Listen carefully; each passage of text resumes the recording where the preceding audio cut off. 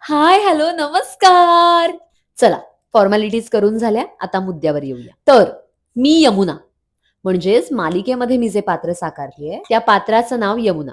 अगदी करेक्ट आहे. तुमच्या मनात सुद्धा हेच आलं ना? अगदी बरोबर. यमुना सुद्धा एक प्रकारचं पात्रच आहे. गेले काही एपिसोड्स तुम्ही पाहत असाल, तर तुम्हाला कळलं असेल, की आजूबाजूला कुणी नव्हतं, म्हणून कावेरीकडून चाव्या काढून माने यमुनाच्या हातात दिल्या. तर यमुनाला वाटलं, की बापरे, बापरे, बापरे! माने तर आपल्यावर अख्ख्या घराचीच जबाबदारी दिली. आणि असं समजून यमुना खुश झाली आणि मग सगळं सांग. विद्या, अमृता गेल्यात कुठे सगळ्या?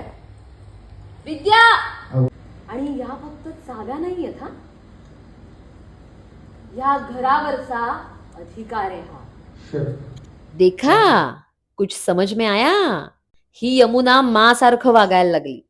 पण शेवटी मी जे हे उसनं ओसान आणलं होतं ते मा समोर गळून पडलं. पण नवीन कारस्थान करायला ही यमुना नेहमीच सज्ज असते. खरं सांगू का? हे करताना मला इतकी मजा आली ना, त्यामुळे तुम्हीही आमच्या मालिकेचे भाग चुकवू नका. कोण होतीस तू, काय झालीस तू? Ignore my voice and just watch my vlogs, okay? Bye.